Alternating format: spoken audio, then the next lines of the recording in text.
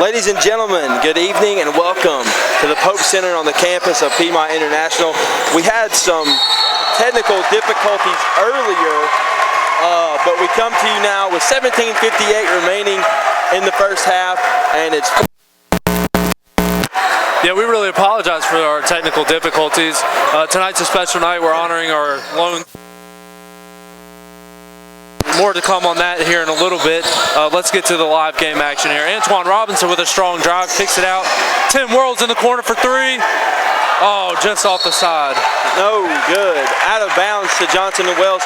Let's go over the starting lineups very quickly here for the visiting Wildcats from Johnson and Wells University. At point guard, number 0, Jarrett Ballard. Shooting guard, number 11, Tolbert Holmes. Playing 3, number 22, Caleb Mercer.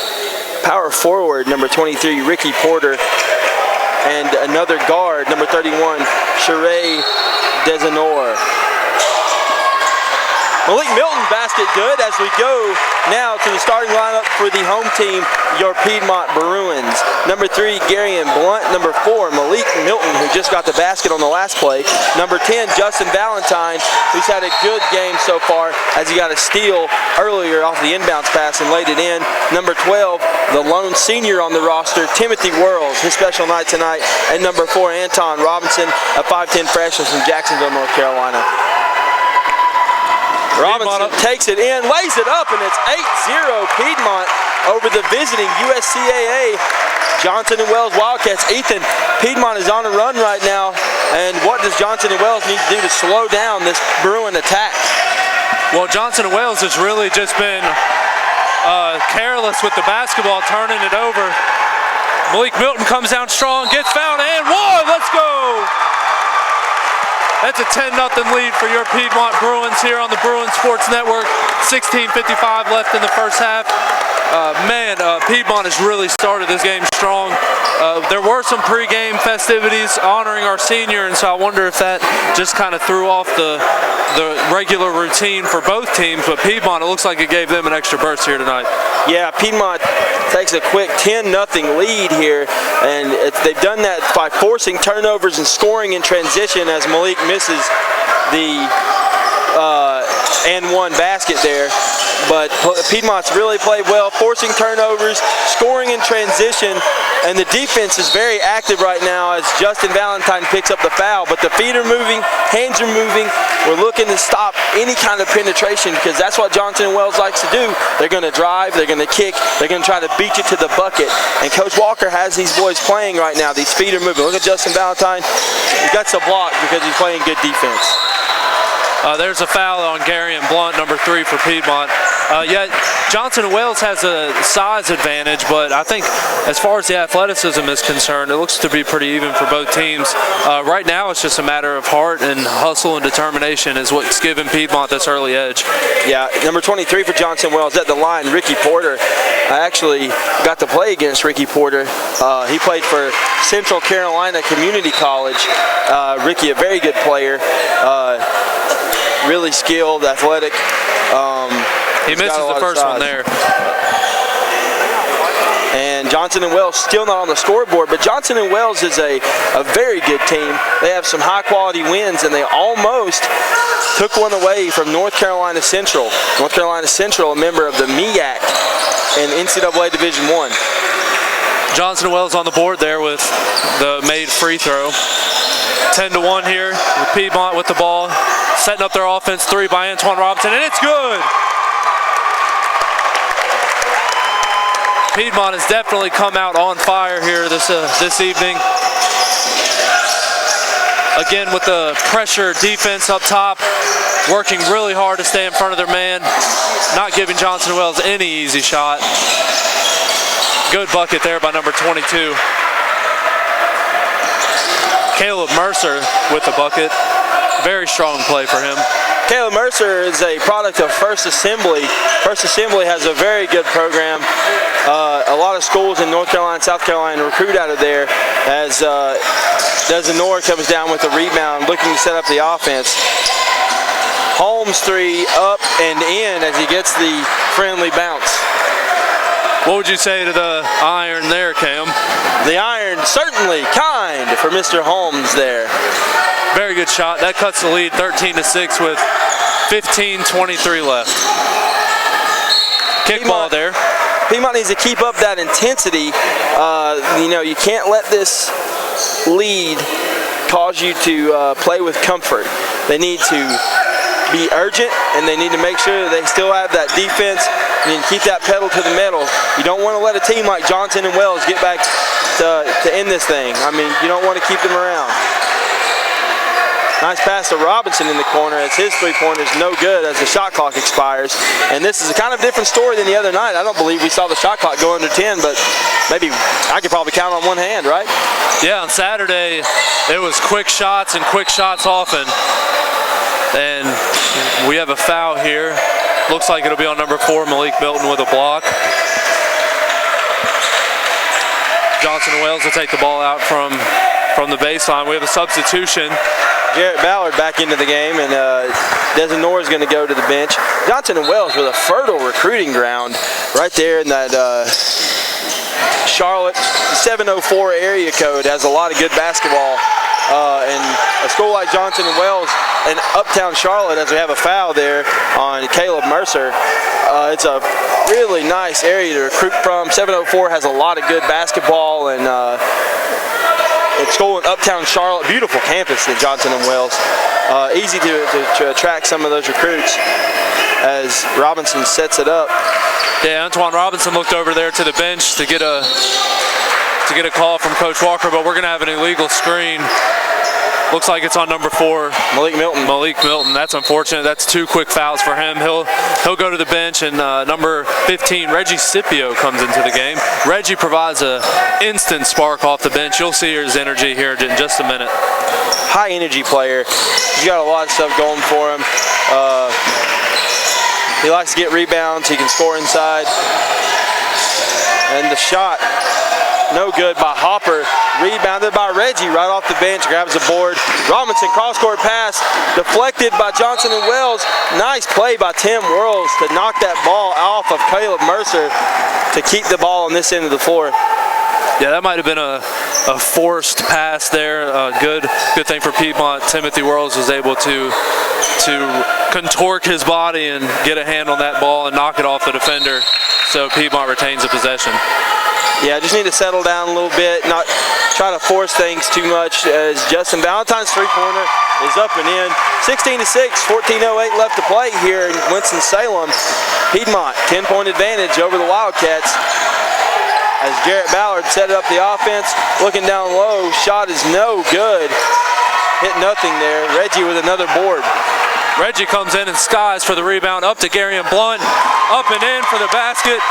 It looks like Garion Blunt's shoe came off. He blew a tire there on the baseline. Yeah, probably needs to tie those shoes a little bit tighter. Don't want to scuff up those J's. As a basket on the other end by Johnson and Wells brings it to 18-8. Reggie got in a little bit of trouble in the double team there. Kicks it back out to Justin Valentine. And they're going to reset. Coach Walker calling out a play from the sideline. Anton setting it up past to Tim.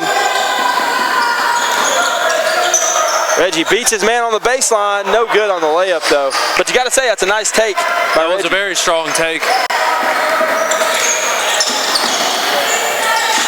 Both teams are playing a good on-ball pressure, making it difficult to get to the lane and get anything going offensively.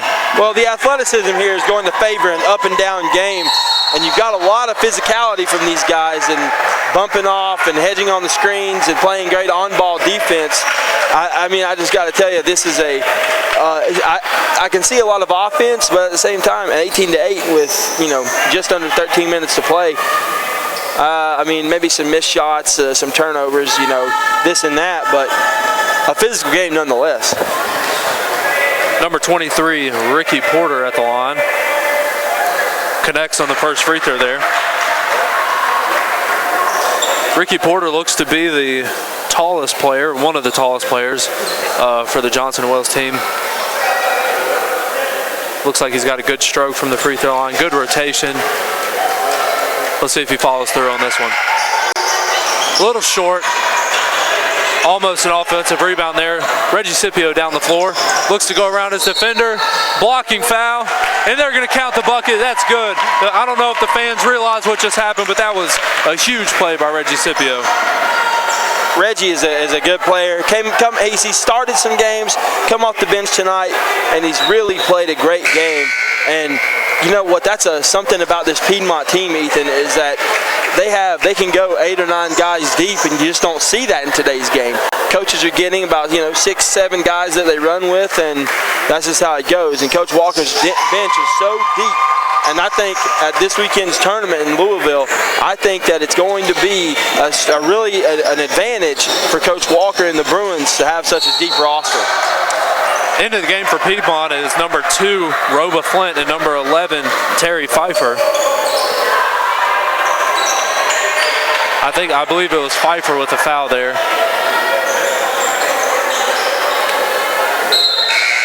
And here comes in for the Wildcats is a new sub. It's going to be number 31, Desinor, a starter, back into the game.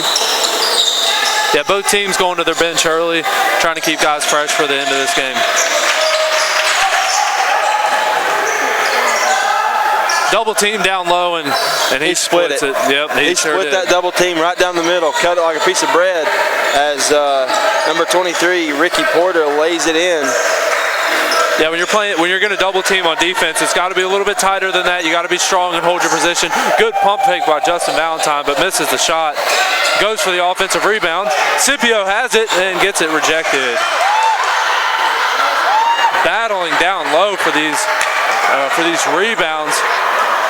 Johnson & Wales comes away with it. Yeah, Reggie, like I said, a high energy guy.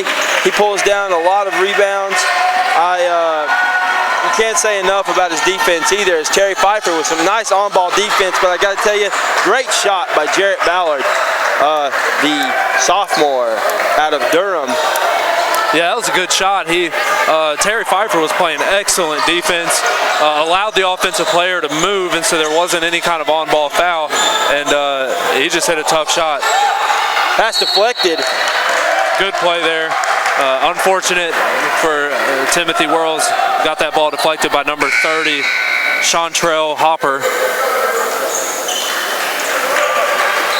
Good defensive effort there. Johnson & Wales is going to take this possession with 11:28 left here in the first half. 21-13 Piedmont advantage. And what are we doing right so far? What would you say that's been the cornerstone right now for this lead? The effort level, for one thing. Piedmont has all the athleticism that you need to have a good basketball team. Really just comes down to effort. There, another offensive rebound for Johnson & Wales. That might have just been a size difference on the inside there.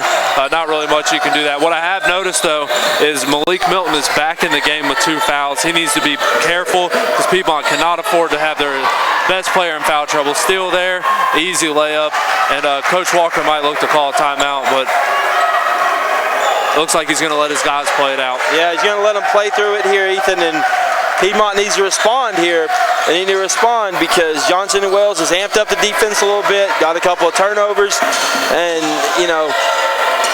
and it's not really a question of if, it's when. When is that size differential going to rear its head? Because we do know that Piedmont is a little bit smaller as Reggie comes through and puts in a tip, and Reggie has just been amazing. Reggie gets off the floor so quick, man. He is just effortless when he goes up into the air, and I didn't even think he had a chance at that rebound, and then all of a sudden he puts it in. Nice box out there by number 2, Roba Flint. And there's a blocking foul, looks like, as Terry Pfeiffer drives the lane. And that's going to go against Johnson & Wales, and this is going to be, I believe, a 1-and-1, if I'm not mistaken. No, it looks like they only have 5 team fouls, so. Yeah, they do have 5 team fouls. I saw our referee, Chuck, hold up the old 1-and-1 signal, but you're indeed correct, Ethan. 5 team fouls for Johnson & Wales. Chuck just doesn't know what he's just playing. Chuck's a good guy. But it's going to be out of bounds here. Roba Flint to inbound for the Bruins. Roba came to Piedmont, going to play the guard position. Another tip on the inbounds pass and a turnover for Piedmont. Roba Flint came to play guard, and then now he's playing down low with the big boys. Another inside basket there by number 15, Michael. Not going to try to pronounce his last name. That's pretty interesting. Junior, 6'6", out of Monroe, North Carolina, number 15 there. Reggie with the ball up top, not really a place where he's typically at. A little miscommunication, I think, there on the play call. Piedmont kind of looked confused there. Robinson passes to Malik Milton. You have 4 seconds on the shot clock. No foul call there. I'm not really sure what happened, but no foul call. Not a good possession at all, and that's going to lead to 2 quick points there. And it looked like there might have been some confusion on the play call. Guys were setting screens in the wrong place, and it just not good. Ugly from the get-go on that possession. And because of that, Coach Walker calls his first time out of the evening. And so back to the pregame festivities, we honored our senior, our lone senior on today's team, number 12, Timothy Whirls from Radford, Virginia. And I was handed a little note here before the game to give a shout out to Timothy Whirls' uncle. It says, #1 fan David Lucas from Michigan. He is from Dearborn, Michigan. Yeah, man, that's a long ways away. Thank you for tuning in. I was told that you guys watch the games online as much as you can, and so we are very grateful for you guys tuning in, and just a little shout out there. What else do you know about Tim? Well, Tim is he's a Class Act guy, and Tim's actually getting married very soon to Hannah Kate Facemeyer, and Hannah Kate is an awesome girl, and Tim's a lucky guy.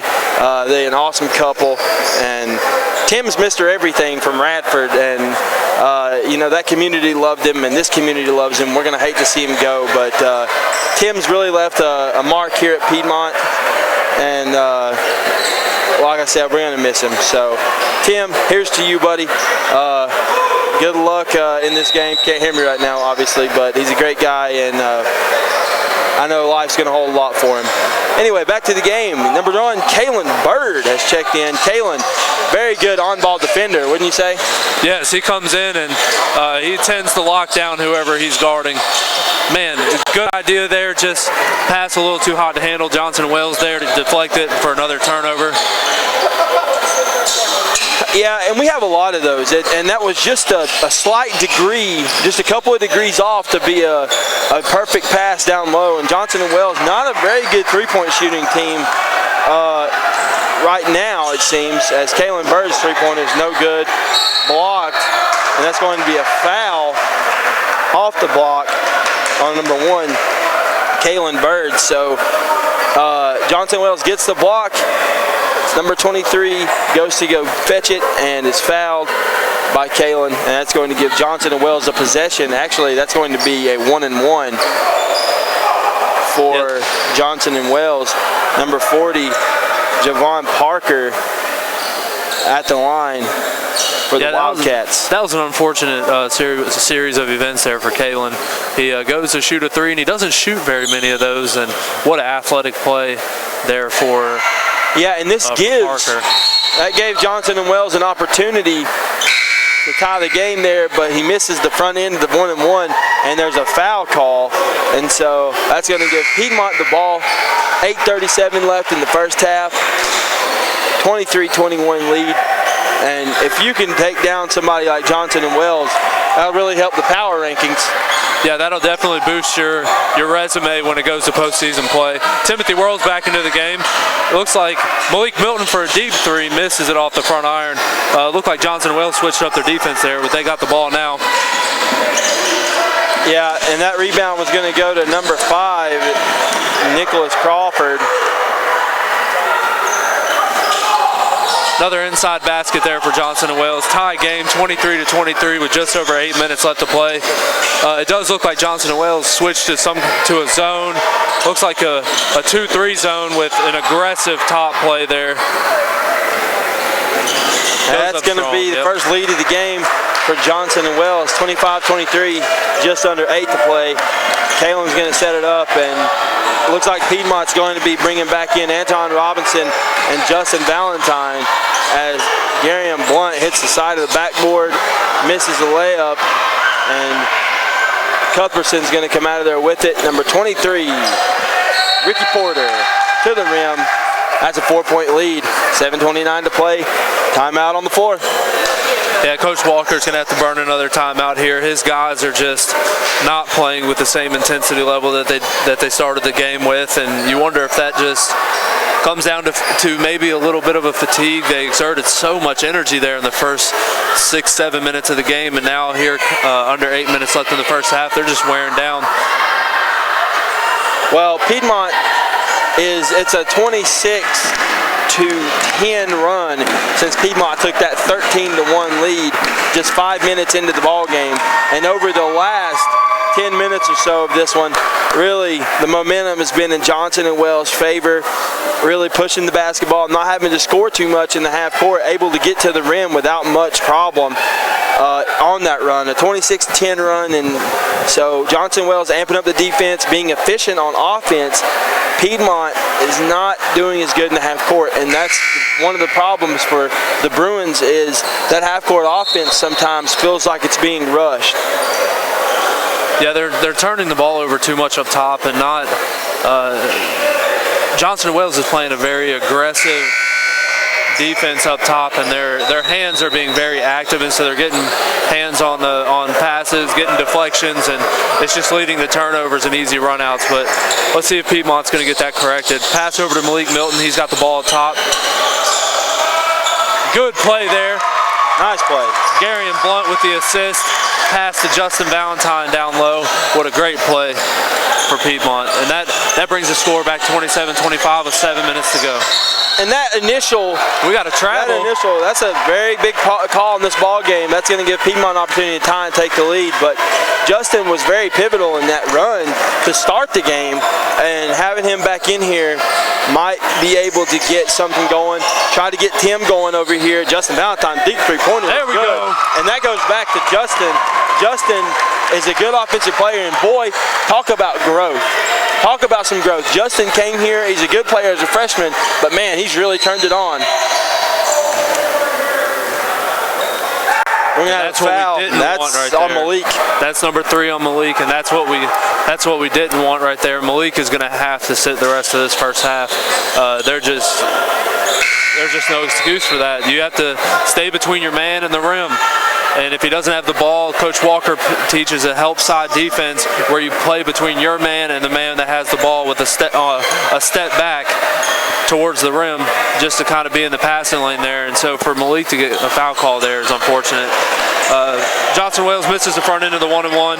Piedmont back on offense. Parker's 0-2 now on the 1-and-1. He's missed the front end of both of them, and both of them had the opportunity to tie the game. As another turnover, and that is going to be number 1. That's going to go out of bounds, but the steal there by number 1, Josh Cohen. And Josh Cohen was also on the team the last time that Piedmont, when I played against these guys. Josh is a good guy, competitor for Johnson and Wells. And that's going to be a nice block. That's 2 blocks now for Justin Valentine, and that's 3. He's really a rim protector. Justin Valentine. And there's the basket, as that has to be, as have the officials talking mid-court, and it looked like a Johnson and Wells player might have pushed off on Timothy Whirls getting up. And so I believe Chuck, our official here, is going to let this one ride. Coach Walker not happy. Voicing his displeasure to the officials, but Piedmont is going to take over. I don't even believe there was a foul called there. A little extracurricular, but needless to say, back into it. 6 minutes left here in the first half. Justin Valentine player of the game so far for the Bruins. Yeah, he's had a really good first half, and it'll be interesting to go back. Justin Valentine misses a shot there. Back on offense for Johnson and Wales. Good pass up front and a good layup. Good athletic play there. Yeah, that's that athleticism showing for sure there for Johnson and Wales. Piedmont trying to get a basket here. We don't want to let them get a nice lead going into the half. So the last 5 minutes of this half and the first 5 minutes of the second half are very important for the Bruins. Very important for the Bruins. If they just need to keep up the momentum. 3 seconds on shot clock. I don't think they understand. Not a good possession. Not a good possession at all. Didn't get a shot, had to rush it, had to shoot a shot off balance. Not the possession you want if you're Coach Walker. Good aggressive play there, but just missed the layup. A rebound by Gary Blunt coming back down the court. Passes over to Antoine Robinson. He attacks the rim. Passes it out to Justin Valentine for three, and it's good. That's going to tie the game. Play. Good ball movement. What a great play. Justin with the ball fake to his right, gets the defender backing up, and pulls up for a good looking shot.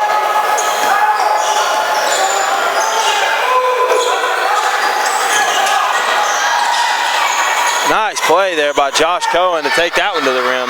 Athletic play. Good athletic play there. And that's, I mean, pretty well defended by Piedmont. You just can't, acrobatic moves, getting it in and able to get that to the rim. Can't really ask much more from the defense. Probably could have cut off the baseline a little bit better, but still, very good play there by Josh Cohen. Tim whirls. Back to Justin Valentine. Back to Tim. Blunt, and he traveled. That's going the other way. Yeah, he took that step into a shot after he caught the ball, and that'll be a travel. Shooters like to have that step as they catch it, but if you take the step after you catch it, that's going to be a travel. Yep. So the Bruins take a defensive initiative here. Reggie Scipio guarding the ball out front, needing to get the ball back. 33-31, visiting Johnson and Wells with the lead. Just under 4 to play in the first half. Three-point shot, no good, and that's going to be rebounded by Nicholas Crawford. Rebounded again by Crawford off the miss from Cohen, and that's going to give the Wildcats a 4-point lead. Piedmont brings the ball up 4.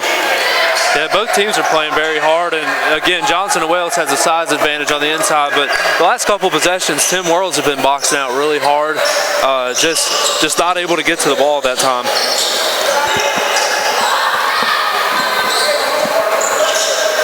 Anton looking for a screen. A little miscommunication there as Garion went the other way. Garion down the lane, a little out of control. Not going to get that call. Rebounded by Cohen up the middle of the floor. He's going to pass that to Crawford. Crawford can't handle it, but he gets it back. And that's going to give the pass right under the basket to Ricky Porter, who lays it in. And 6-point lead. This is what we were talking about. These last 5 minutes are important. Piedmont can't let this game get away from them in this swing of 5 minutes at the end of the first half and the beginning of the second half. And that could be another turnover. Johnson and Wells just wanted that one a little more. Yeah, he rolled over on his, he was on one side and rolled over onto his other side, and that'll be a travel. Hey, what do they say? First one on the floor, better chance of getting the possession, huh? Yeah, and I'd say that's true. And that Johnson and Wells really hopped onto that one. Really scrapping. Both teams really scrapping. Tim Worrells out. Malik back in the game. Yeah, Coach Walker is really taking a chance here by putting Malik Milton back in the game with 3 fouls here in the first half. There's only a little over another turnover. And one. Not a good pass. That pass really wasn't. It just looked like a miscommunication there. Yeah. With 2 minutes and 32 seconds left here in the first half, it's a 39-31 lead for Johnson and Wales. And if it's going to be in single digits, I just don't see that you take a chance of putting Malik Milton back in the game. Well, that, and you have to think about that last possession. I mean, you're down, 6 points. So do you really want to try to do something like that down 6? And, that's something where if you're going to every possession is key in a close game like this, and you're going to be careless with the basketball, and I know Coach Walker isn't happy with it. Antoine Robinson brings up the floor. Piedmont really needs a bucket here to stop this run. 9-0 run for Johnson and Wells, and Malik Milton's three-pointer, no good off the front of the rim. Gets it back, drives down the lane, stolen by Parker. Yeah, that didn't even really look like a block. It just looked like he stole it from Malik. Yeah, it looks like he just grabbed it from him. Parker thought about the shot. Johnson and Wells is just getting to the rim. There's going to be a block on Malik. No, it's not on Malik. That is going to be on Antoine Robinson. Really thought that was Malik for a second. Lucky that it wasn't. Looks like Terry Pfeiffer about to check back into the game for the Bruins, but this could give Johnson and Wells a 10-point advantage. Goes up with a first shot and misses. No good. And that's a few misses now at the stripe for the Wildcats. And if they convert on a couple of those, this margin could be a little bit bigger. Free throws are important, but Piedmont will take it gladly. Any miss they can get right now, because Johnson and Wells getting to the rim hasn't been a problem as he misses the second one. And Piedmont is going to bring the ball up. Terry Pfeiffer up the right side of the floor. Like I said, need to score here. If Piedmont can keep this deficit to single digits, another turnover. Another turnover. Under 2 minutes here.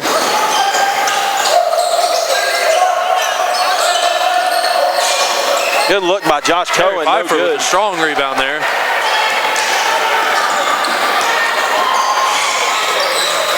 The Piedmont just needs to settle down, keep the deficit within striking distance here to close out the first half. Another turnover.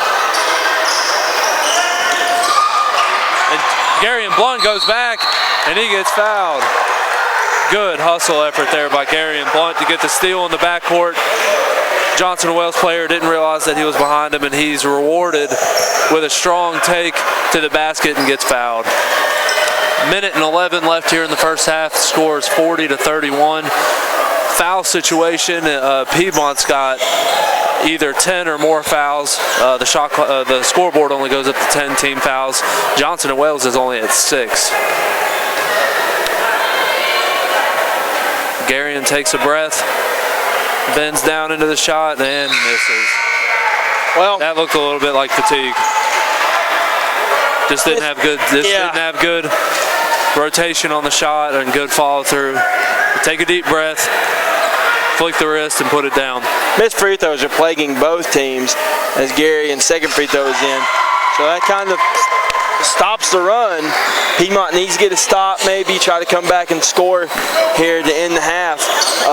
Need to play good defense here.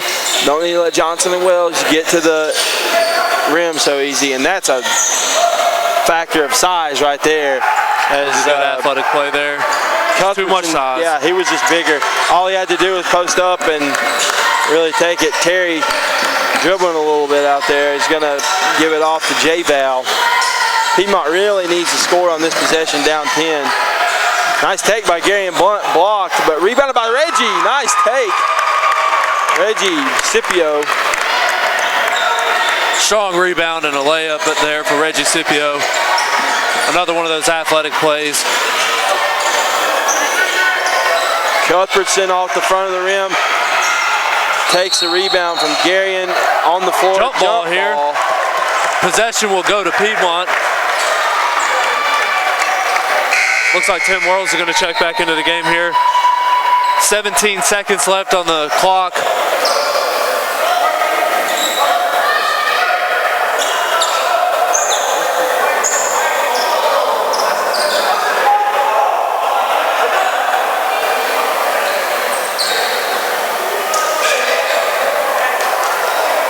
Little confusion there as to what the call was. It was definitely a jump ball, and Johnson and Wells got the tip off, and there hasn't been a jump ball since. Jump ball since. Jim Cassiano was just a little. Don't know if he thought it was a foul call or maybe some miscommunication with the possession arrow. At the end of the half, good play there by Reggie Scipio. Man, I didn't realize there was such little time left. I knew there were 17 seconds, and I looked up and saw it was 4. I didn't mean to cut you off there, Cam. No, that was a great play by Reggie. But Jim Cassiano there on that last call, probably a little bit confused as to what the call was. Didn't seem to be too happy as he was outside of the coach's box, and really surprised Chucky didn't try to slap him with a technical there. Yeah, that would have been an unfortunate way to end the half. It was a good, clean game for the most part, other than that one play there that involved our one senior, Timothy Worrells. Hey, we got about 14 minutes until the second half starts, so go to the fridge, grab a snack, grab a drink, some soda pop, maybe something like that. If you're up in Michigan, you'll grab some pop there. But hey, we'll catch you back in about 14 minutes. This is your Bruin Sports Network.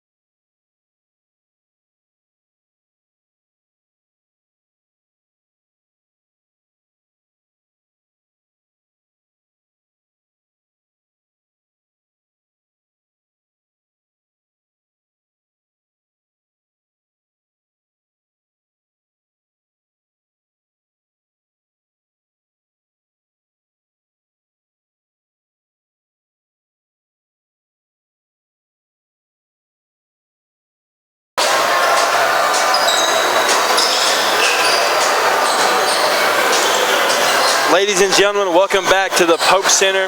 We have just under 3 minutes until we get underway for the second half.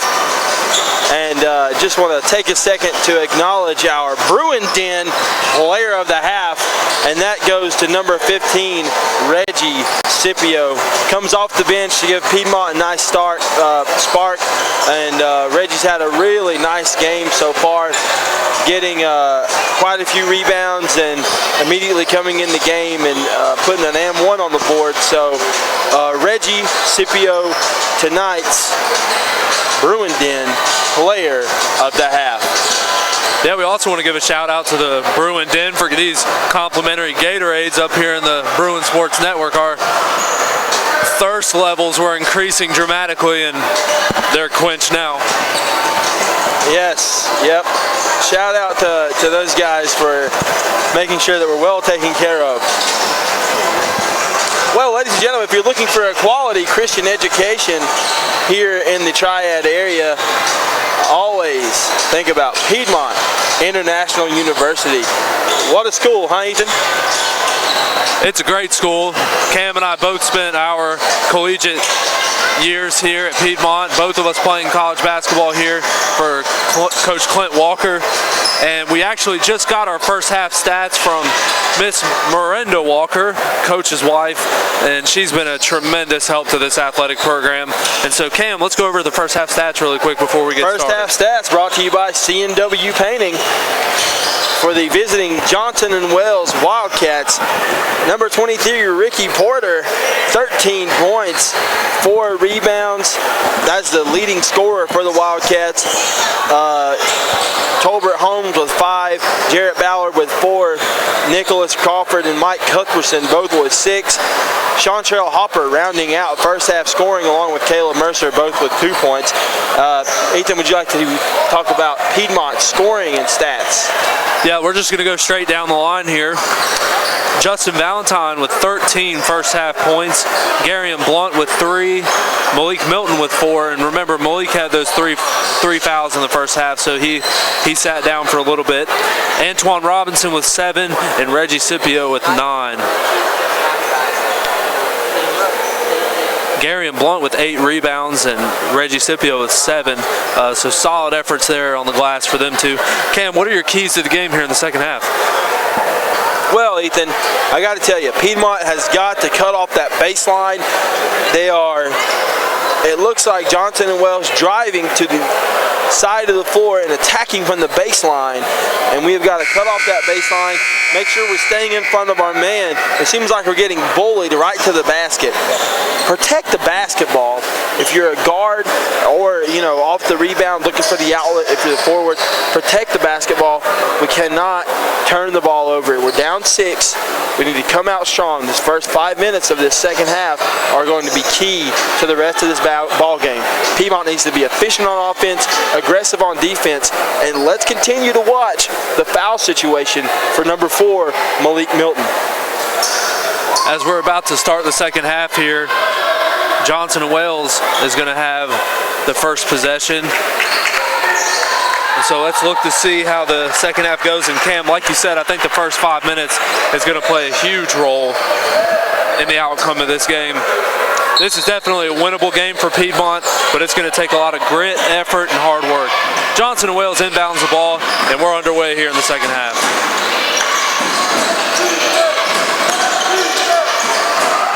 Easy right out bucket of the gate. there. That was a nice shot there by number 5 for the visiting Wildcats, Nick Crawford. Yeah, he pulled up right inside the 3-point line there, right around the free throw line area, and just knocked down an easy J. He was wide open. Antoine Robinson setting up the offense here. Over to Garion Blunt. He pump fakes, drives the lane hard, goes up and gets blocked. Garion should have took that. He didn't have to double clutch there. He could have went straight up. The fact that he double clutched that thing, that gave him the defense the opportunity to recover. If he would have gone straight up with that basketball, that's 2 points. But instead, Johnson & Wales has the ball, tried to run a pick and roll. That's going to be the pass outside, number 40. That's That's going to be Parker, Javon Parker from 3, and a 6-point lead has turned to 11 in the matter of 1 minute. 47-36, just under 18 to play. Yeah, Piedmont just is looking to try to find their identity here on the offensive end. It's a lot of dribble drive and kick out. Malik Milton for 3, and he just has not got going this evening. Good effort there, but another loose ball corralled by Johnson and Wales. Yeah, Garion with a nice effort there to try to get the ball back out, but unfortunately Johnson and Wales comes away with it as that three-pointer rims off the back iron. Nice block again there by Justin Valentine. Malik Milton with a nice layup, and maybe it's something like that that needs to get him going. Yeah, just to see the ball go through the net is nothing but good news for a scorer like Malik Milton. And as he gets his, we got a foul here there on Justin Valentine. A little too aggressive there by Justin, wouldn't you say? Can't come around the body like that. Chuck, the referee there, talking to the players, telling them to keep it clean. No need for any extracurricular activity here on the court. Just play basketball. Too much of that stuff goes on today in college and pros, even high school, all the way down to middle school. Just play the game of basketball. Enjoy what God has given you the ability to do. Another shot there by number 1. Josh Cohen. Josh Cohen, yeah. Cam with the quick eyes there on the stat sheet.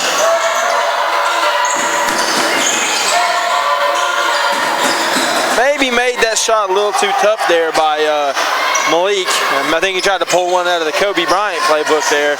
Yeah, Malik has incredible leaping ability, so his step back is more like a giant jump back. Tried to take a step back just to outside the baseline. Instead, he almost ended up at the three-point line. But it's going to be a missed shot by Johnson and Wales.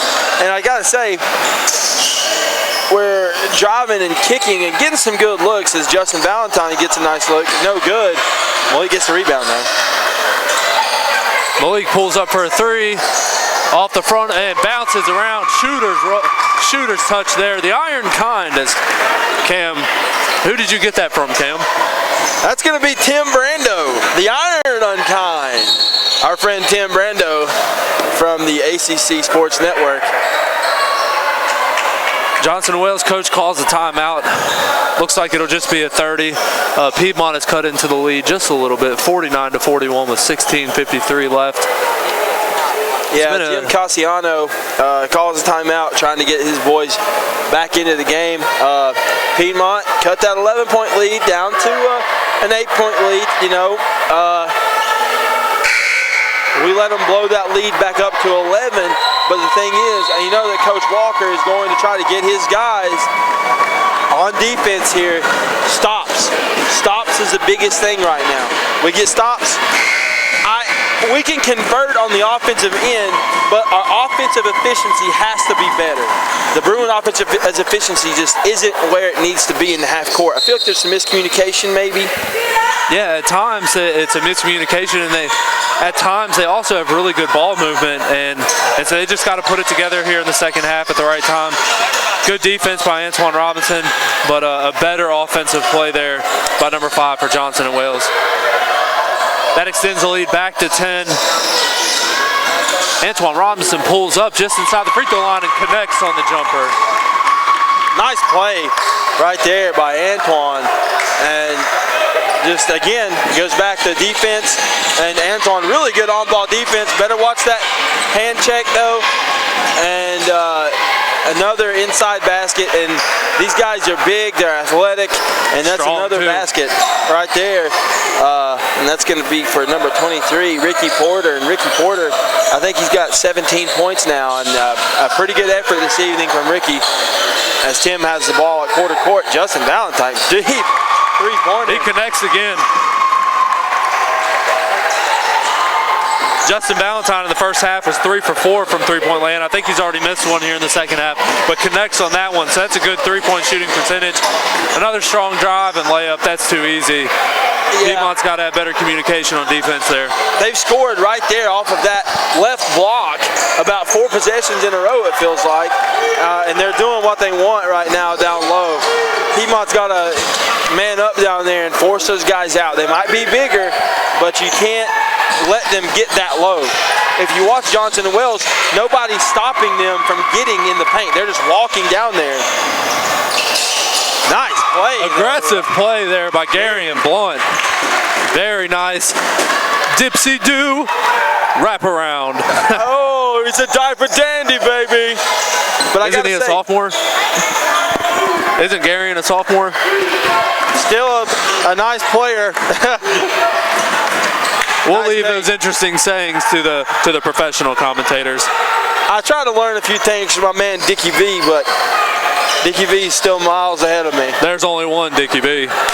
Are you sure? I don't know. Anyway, back to the game here. Justin Valentine up top. Hands it to Gary and Blunt. He's gonna, okay, yeah, that's definitely got to be a foul there. A foul there before the jump ball possibility. Both teams going to their bench here. Terry Pfeiffer coming in for Piedmont. He's going to replace number 24, Antoine Robinson. For Johnson and Wales, they had 3 players coming in. Yep, that's going to be Sherrier Desenor and Josh Cohen back into the game. And number 31, oh, that's Desenor.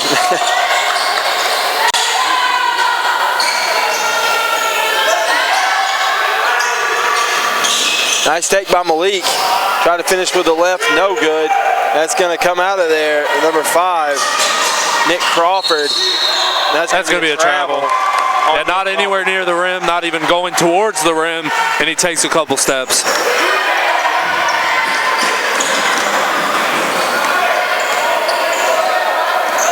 Pfeiffer bringing the ball up here.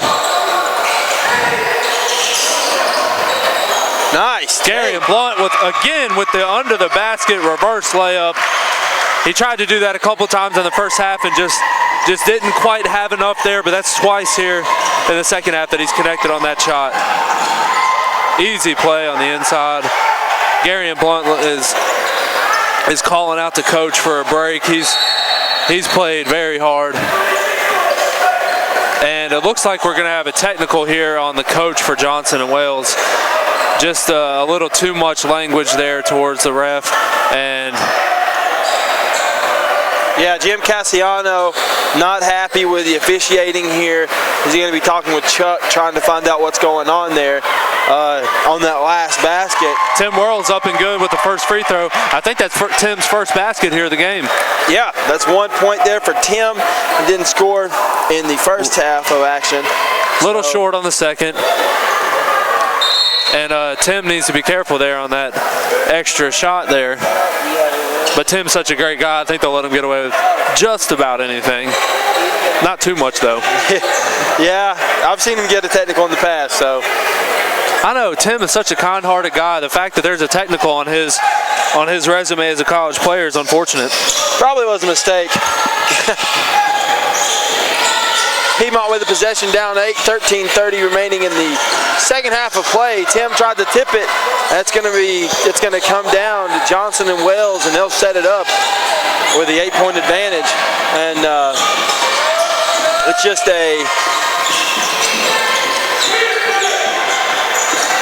we're letting Johnson and Wales, if you'll look, they're getting what they want inside because we're not stopping them from, they're just, typically you have to fight for position. As you know, you saw right there, they just went down there and stood on the block. They didn't have to fight to catch the pass. There was no one trying to stop him. He didn't have to post up. He just caught the pass down low. And no box out on the rebound there. And Coach Walker's not happy. Yeah, it's going to be a foul on Justin Valentine down low. And Piedmont is settling for too many outside shots here in the second half. What got them the big lead in the first half was their ability to create turnovers and attack the rim. Don't settle for outside shots. If you have quickness on your team, you need to get to the rim. Yeah, Johnson and Wales is taking care of the basketball too a little bit better this half. I mean, turnovers turn into points usually the other way, and right now they're taking care of the basketball. Piedmont, maybe some ill-advised shots, and we're talking about the other night, we shot a lot of three-pointers, and in this first half, Piedmont shot 15 three-pointers to Johnson and Wales 7. So you can just tell that Piedmont is, kind of settling maybe for some threes. Johnson and Wells is driving the lane. So Piedmont needs to be a little more efficient on offense, maybe not have to settle for a jump shot within 10 seconds, and like we did right there, but it's good. Malik Milton eventually is going to connect on a three-pointer. That cuts the lead 62-54 with 12 minutes and 28 seconds left to go here from Winston-Salem, North Carolina. Well, second half action. Biggest thing here is the stop on defense. They've scored a lot right there going down the left side of the paint. They score right there on that same area, and we've got to cut that off. Malik, that's going to be a travel. He's out of control, ran into the defensive player. Looked like the defender might have got a piece of the ball there, but you can't expect to get that call flying into the defender out of control like that. Yeah, not when you pick up the ball at the three-point line and try to split three defenders. That's not going to go very well. Looks like we're going to have another foul call here. Number 11, Terry Pfeiffer. Just a little over-aggressive there in his man-to-man defense, his off-ball defense. The man he's guarding didn't even have the ball, I don't think. Wide open three-pointer. Misses. Offensive rebound, and it's good. Roba Flint tried to box out there, but just a little undersized, playing the power forward position. Probably a 2 or a 3 playing the power forward center position. He's just a little outsized. Free throw good by number 15 for Johnson and Wales. Mike Cuthbertson. Yeah, he's had a pretty good game. Johnson and Wales looking to be in a 2-3 zone here, but they're trapping in the corners. An aggressive 2-3 zone. Getting hands on deflections, slapping the ball out of bounds. We got another substitution. Looks like number 14, Jordan Davis, coming into the game for Malik. Let's see if he can provide a spark off the bench.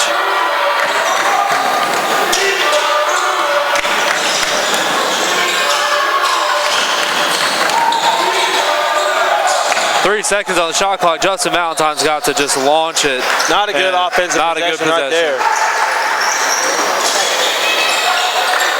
Another rebound, rebound and put back. And you know, like they say, if that paint was if the court's $1 million, that paint's worth $999,000 of it, and they're scoring in it at will right now. Yeah, Coach Walker calls another timeout just to kind of get his guys under control and try to get his guys under control here. And with the last 11 minutes of this game here, just try to mount any kind of comeback that they possibly can. 69-54, 15-point game, and Johnson and Wales is really taking control of the second half. Yeah, this game, if Piedmont doesn't start doing something on offense, this game could get away from them very quickly. It was 62-54, and then a quick 7-0 spurt there for the Wildcats. Really put this game in a place where if Piedmont doesn't turn something around soon, it's going to be a situation where, hey, too little too late if you get too much, if you get too big of a deficit. Because you're sitting at 11 minutes left and it's a 15-point game. And keep in mind, you also have Malik Milton still playing with those fouls. Yeah, Coach Walker in the timeout is probably just encouraging his guys, saying, look, this game is still within reach. You still have an opportunity to play hard. Don't give up. Don't give in. That's Coach Walker's style of coaching. Is he doesn't matter if it's a 2-point game or a 30-point game. He wants his guys to play hard until the very last buzzer or whistle. Yeah, Coach doesn't play when it comes to not giving intensity. I remember we played Johnson and Wales a few years ago. He actually had us run sprints at halftime when we played against Johnson and Wales. Yeah, he doesn't take lightly to a lack of effort. He'll make you give effort. Piedmont looks like they've switched to a 3-2 zone. Open shot. Another offensive rebound, just too much size on the inside. If we had to have a shot chart, I guarantee you that 80% of their scorings come from right there at that same spot. In the second half, definitely. I don't know why. Coach Walker gets 4 guys off his bench over at the check-in table. Jordan Davis for 3, little off the mark. Offensive rebound for Roba Flint. Justin Valentine up and good. for three. And, you know, I understand that this team doesn't have what you would call a classic post guy, but it seems that we just shoot a lot of threes, which could be the game plan. Nice strip there. And Reggie Scipio down the lane, lays it up and in, rolls around the rim there, a little nervous, but it drops. Yeah, Reggie Scipio goes for the layup, and you see his jersey get tugged by the Johnson Wells player. No call for the foul. Could have very potentially been an and-one situation there. Cross court pass. Johnson Wells jump shot top of the key, no good. Hits the line. That should have been out of bounds. That cannot hit that without being a call, and the referees missed that call. They missed that badly. You cannot, the ball cannot touch at any point the light, and it certainly did. It hit the shot clock and the board, or the cord, that the support cable. So, wow, missed that one. And they scored off of it, which makes it even worse. Nice drive inside, and there's the athleticism and size. I mean, there it is, and that's a 16-point game with 9 to play, 75-59. Yeah, I think Coach Walker's only got one more timeout, so he doesn't want to use that here. Just waiting for another dead ball situation. Jordan Davis for three. That one looked better than the first one, but still off the mark. Johnson and Wells has really been cleaning up the defensive rebounding, not giving Piedmont another chance. A steal by Roba Flint. Jordan Davis up the court, passes it to Reggie Scipio. He attacks the lane, gets fouled. And he'll be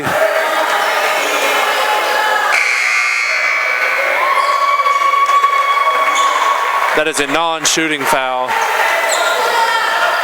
Coach Walker is talking to Chuck right now about that previous possession where the ball clanged off the rim and went up and hit the cord above the backboard and the shot clock, which should have led to an out of bounds and possession over to Piedmont. Yep. But Johnson Wells gets the rebound, puts it back in. Just one of those plays that you just got to move on and keep playing the game. Yeah, they're not going to go back and change it, but Ricky Porter and number 33, Brandon Cole, check into the game for the Wildcats. And Malik Milton pulls up for three, short again. Yeah, Malik he's hit a couple of shots. We haven't got Tim going. Just a tough game so far for Piedmont. And good box out by Tim Worrells there. Good fundamental play. If there's anything you can bank on with Tim, it's good fundamentals. And I mean, he's a fundamental player. Good shot by Malik Milton. Pulled up with confidence. Hey, on that box out, Tim Worrells, he had such a good box out, he didn't even need to jump for the rebound. That's pretty impressive. Yeah, that is impressive. Piedmont back into a 3-2 zone here. Looking to switch it up and cause some confusion there on the Johnson Wells side. No shot, foul on the floor. Team foul situation here for the game is Piedmont has 4 team fouls, make that 5, and the guests from Johnson and Wells only have 3. Yeah, Johnson and Wells with 3 fouls, and that you can chalk that one up to Piedmont not being as aggressive. And we have another foul call. That's going to be on Josh Cohen hitting Tim Worrells. Offensive foul. Josh Cohen going over to talk to Chuck about it, and Tim looked like he got hit in the face, Ethan. Yeah, Tim looks like he took a shot to the face, but again, we don't have video replay of any kind here. And so normally in college basketball, you would the refs would go to the monitor for that to see if there was anything unnecessary or anything relative to a flagrant foul. But again, we just don't have that ability here this evening. Yeah, and it's shot. Malik Milton fouled on the 3-point attempt. He'll be rewarded with 3 free throws. Again, Malik jumps so high.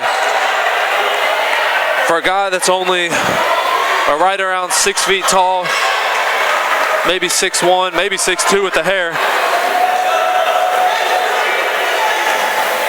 Incredible leaping ability from Malik Milton. Looks like he lost the headband he was wearing in the first half. Good on the free throw. Nothing but net. Yeah, and at the beginning of the game, Coach Walker had to give Malik the permission to wear that headband. You know, he's not about that flash.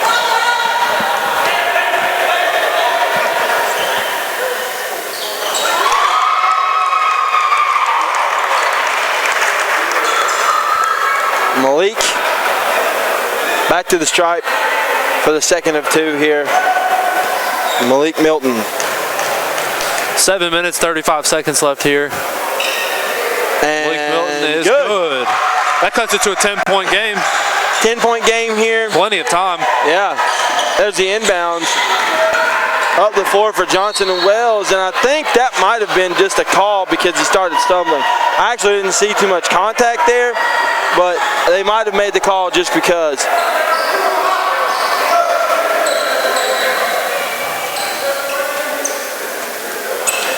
So this is going to be Johnson and Wells basketball off the foul. 5 team fouls now for the Bruins. 7:31 left in this game. Down 10.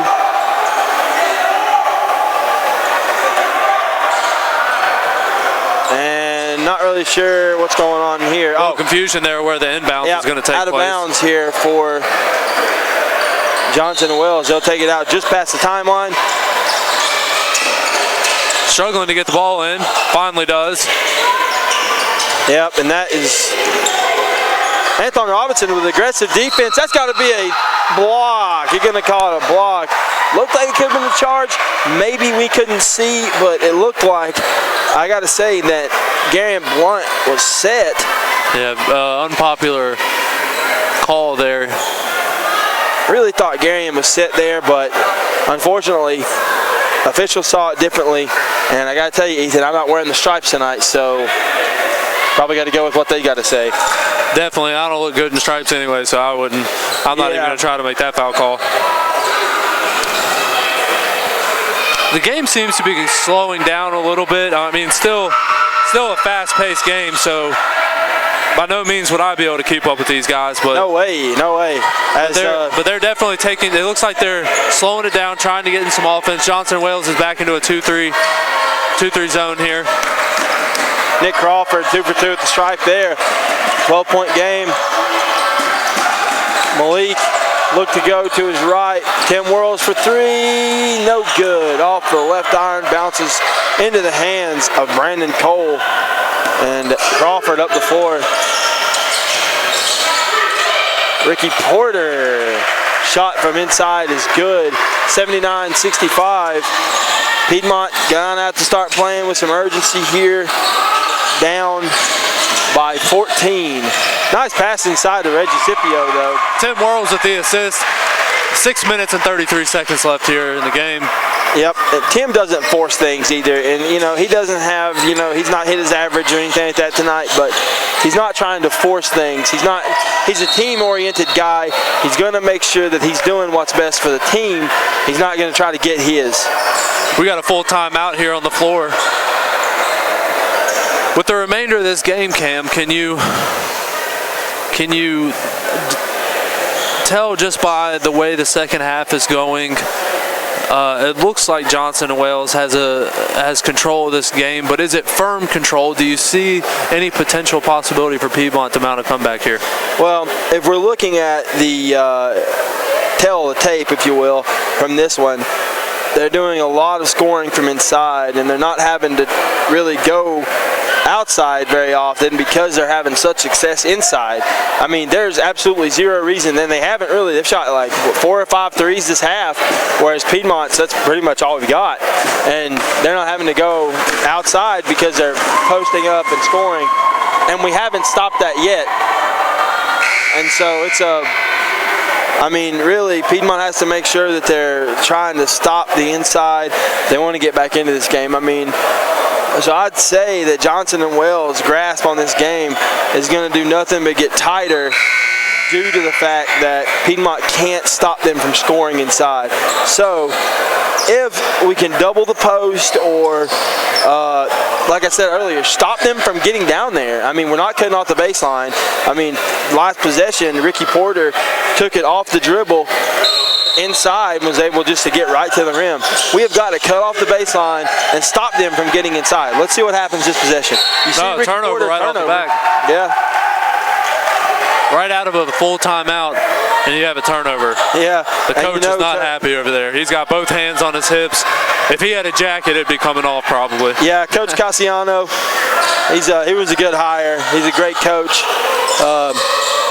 But that he's not happy as Malik Milton shoots a three, rims out. Man, story of the night for the Bruins, huh? On those deep shots, they've settled for a lot of three-pointers. Yep. They've got to be 20-plus three-point attempts here in tonight's game, and I would say that their percentage is reflected by the scoreboard. Good rebound by Reggie Scipio up to Antoine Robinson. Kicks it to the corner for Tim Whirls. He locks and loads. Again, off the iron. Reggie Scipio had opportunity for a rebound there, but didn't attack it aggressively. And Johnson Wales comes away with it. Number 5, Crawford, with the rebound, and he's actually still got the ball, setting up the offense. And Ricky Porter wants the ball down low, and we're not helping. I mean, he's traveling. Another turnover, but if you watch in the body language of Ricky Porter, says it all. He was very, very unhappy, didn't get the ball that possession. He's going left to right in the paint. There's no bump. There's nothing stopping him. He's just posting where he wants to. And Ricky Porter's dominated this basketball game tonight. Yeah, like you said, Cam, he's getting to the spot that he wants to get to, and he's been very effective in that low post. 5 minutes and 10 seconds here left in the game. Antoine Robinson trying to set up the offense, drives hard right, kicks it back up top to Garion Blunt. Garion tries to do the same thing with a hard drive to the right and a kick out. But not an opportunity there as it's deflected out of bounds. And it seems like tonight when we've been trying to drive, Johnson and Wells shuts down those lanes really quickly. A solid defensive team. Malik blocked. Gets his rebound back out to Tim. Tim swings it on a J-Val. Justin Valentine's had a solid game tonight. Tickle the twine there, a three-pointer by Justin Valentine.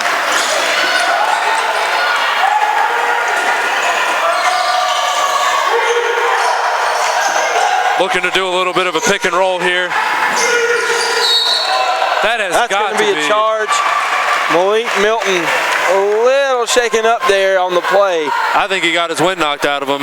He probably did. His breath said, "See ya." These guys, Johnson and Wells, are some, I mean, even their guards are some thick guys. They're thick guys. They're muscular. I can't imagine getting hit by any one of them feels particularly pleasant. I got to imagine it's probably pretty tough. Anton Robinson calling out the play. Malik Milton comes from the block, catches it out front. Screen, tried to pick and roll. Wasn't there, forced it. And that should be another charge. There you go. With just over 4 minutes to play here, 9-point game. It looks like Johnson Wales has let off the throttle, and Malik Milton has picked up back-to-back charges and really a momentum shift here in the game. Coming down late. Team fouls are both at 7, so both teams will be shooting free throws when it comes to fouls. Piedmont setting up the offense. Garion Blunt up top, over to Justin Valentine, into the corner to Malik Milton. He attacks the baseline, steps back for a shot, and connects. Malik Milton taking one from Kobe again, except this time that thing is downtown. Basket what a good. Shot. What a shot by Malik Milton. Yeah, he's getting held right there, and he's looking for the call. Malik Milton, full of personality. They're going to need some more shots like that down the stretch. Down 6, that's going to be a block. Anton Robinson tried to sell that a little bit. Probably not going to get that as you're sliding your feet. As Anton picks up the foul. And number 5, Nick Crawford to the free throw line for Johnson and Wells. Crawford, the senior from Atlanta, Georgia, Forest Park High School. Atlanta, another good recruiting ground. Dwight Howard from Atlanta. 81-73 as Nick Crawford knocks down both of those to send this one to an 8-point game with 3.5 minutes left. They got Malik Milton running. This is off the baseline. He's in the corner being face guarded right now by Josh Cohen, really trying to stop him from getting the basketball. And Josh Cohen's playing some nice defense on him. And really, that was a tough shot. Yeah, that was a forced shot there.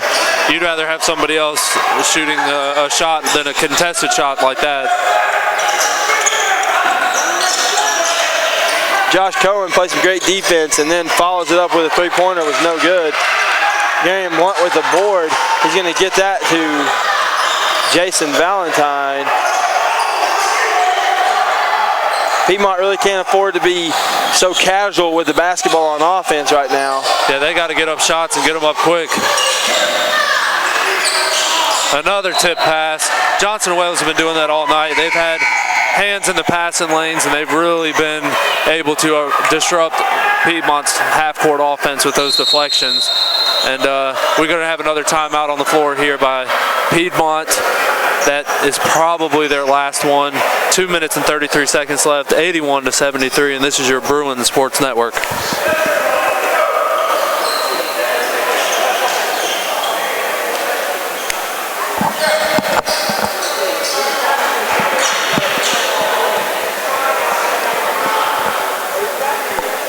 Well, this weekend, the NCCAA Mid-East Region Tournament comes to Louisville, Kentucky, and Piedmont looking to win this game.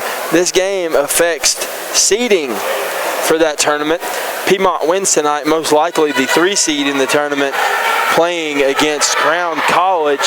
They lose tonight, looking to be the 4 seed, having to play the host school, the Boyce College Bulldogs. Had a very nice game against Boyce College a couple of weeks ago, and certainly it would be another one for the ages, I would say, in the conference tournament first round. But, you know, and nothing against Crown, but that's just the matchup that favors Piedmont the most at this point. So Piedmont really wants to win this game for some seeding purposes. Wouldn't you say so, Ethan? Yeah, Piedmont's looking to try to get this victory here tonight to improve their resume.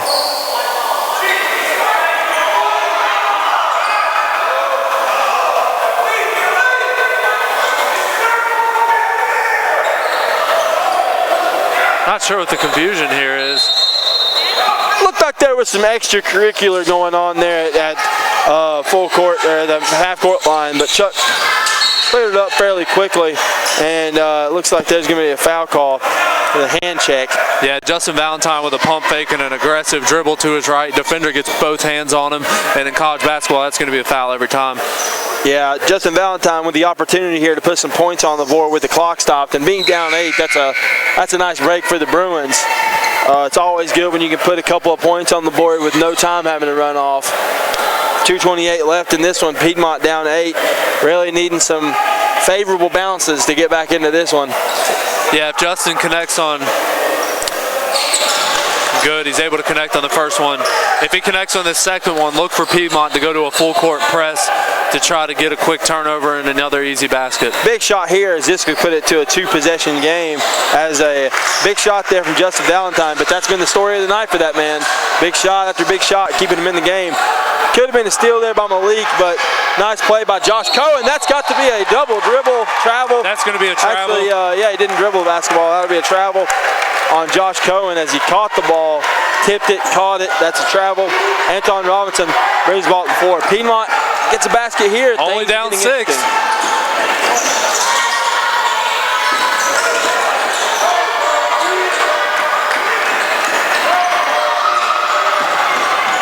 .16 seconds left on the shot clock.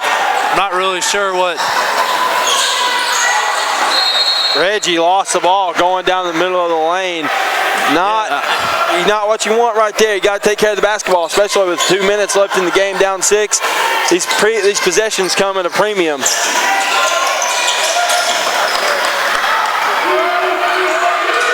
Crawford Crawford pass down low, an easy basket there by Brandon Cole. Yeah, that was a good-looking press break there by Johnson and Wales, and Malik Milton looks to attack the rim here, gets fouled hard. Not really sure why Malik didn't. They passed it in, the ball was rolling, but the clock's still running, so there was no reason for them to roll the ball down the floor. If you noticed, yeah, he might roll the ball in. No reason for that. Yeah, when the clock's moving, just get the ball, get up the floor as fast as you can. Still a reachable game here for Piedmont. Again, clock stop at the free throw line, a chance to tack on some more points, close in on this lead that Johnson and Wales has. And Malik is good on the first. Gary and Blunt back in the game. Looks like he subbed in for Antoine Robinson. Gary in probably for his rebounding ability and his overall defensive efforts.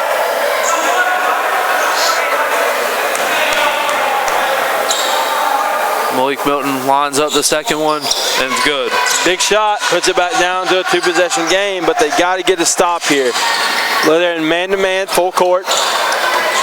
Crawford guarded by Justin Valentine. Two-possession game here. Piedmont's going to look to play this defensive possession out and prevent them from scoring. Collect the rebound and go down and try to cut into this lead a little bit more. Crawford passes, and that shot off the front of the rim. And that's going to be what looked like a double foul. We got a foul, double foul there. Tim Worlds is down. Again, on box outs, that's 2 times this game that Timothy Worlds has been involved in a collision on a box out, and I don't want to be biased here towards Piedmont, but it definitely looked like Tim Worlds got thrown to the ground there. Well, what it looked like was Tim's arm got wrapped around the Johnson and Wales defender, or offensive player, and both of them went to the floor. Tim, certainly the smaller guy, definitely got the bad end of that one though. But a double foul, and a double foul turns into a jump ball. So looks like the possession arrow favors Piedmont. Piedmont's going to get the ball back there with the jump ball situation being a double foul, like Cam just said. Minute and 13 left in the game's 2-possession game. Here's Piedmont rolling the ball up the court, but the clock's not moving, so that's a good opportunity there. Malik Milton with the ball up top, trying to shake the defender off him, pulls up for a deep 3, in and out. He shot that 1 foot on the spike line from volleyball. Foul by Antoine Robinson, minute and 1 left here. And that should be the double bonus for Johnson and Wales. So the player for Johnson and Wales there will be shooting 2 free throws.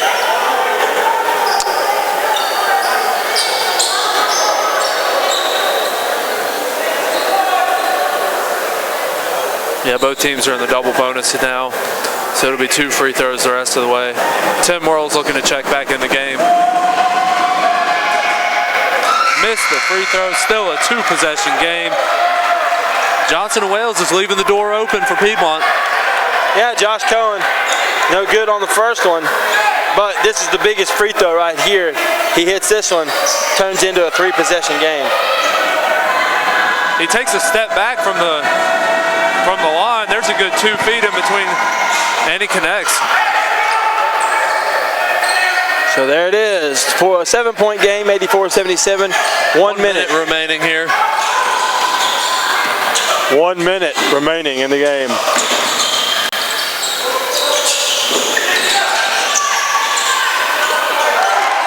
Gary and Blunt gets the roll on that one, 84-79, 48.3 left to play, and that's going to be a timeout on the floor. But Piedmont has fought back into this game and given themselves a chance to, with another defensive stop or some missed free throws, one of the two, to climb even closer back into this game. And Johnson and Wales looks like with about 4 minutes left in the game, they let off the gas a little bit. Made some substitutions, got their starters out of the game, and And that was when Piedmont really started making a charge back into this game. Yeah, Coach Cassiano looked like he tried to maybe pull back on the reins a little bit.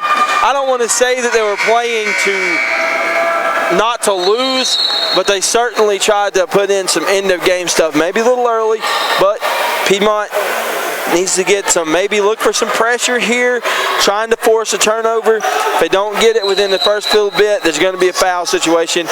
And really, they need to watch this man in the back.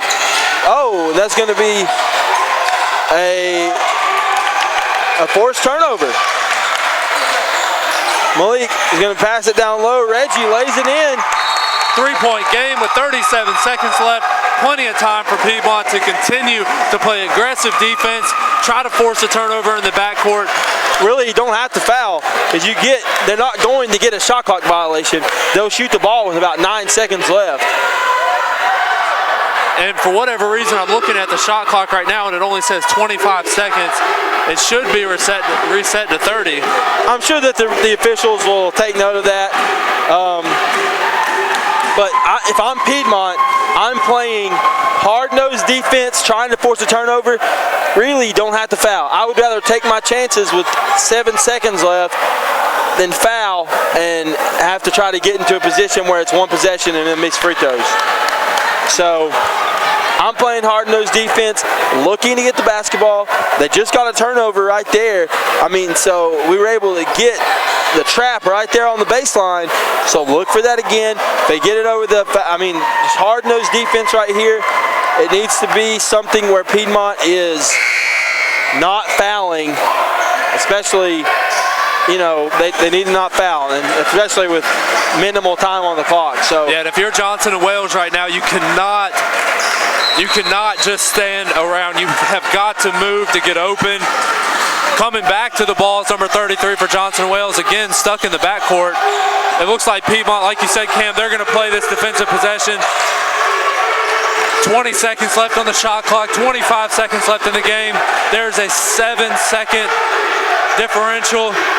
Tim Worrell's guarding the ball.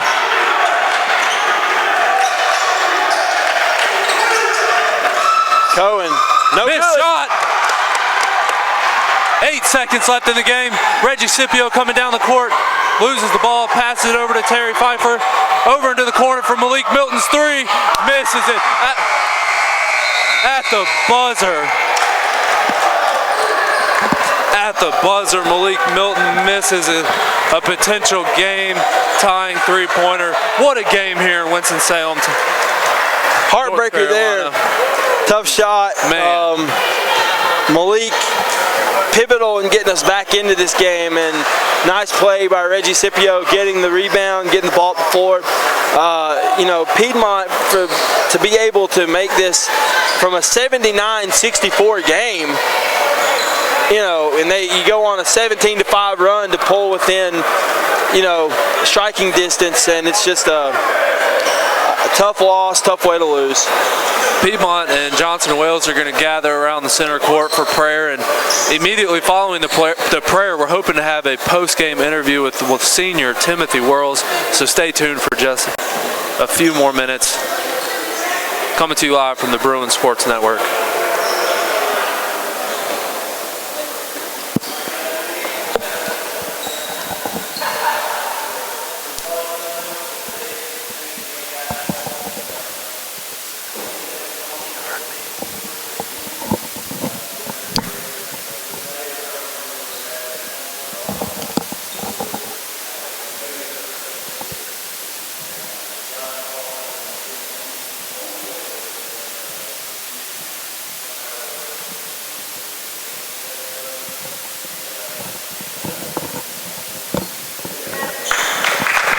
All right, here in just a moment, as the players greet each other again, one last time.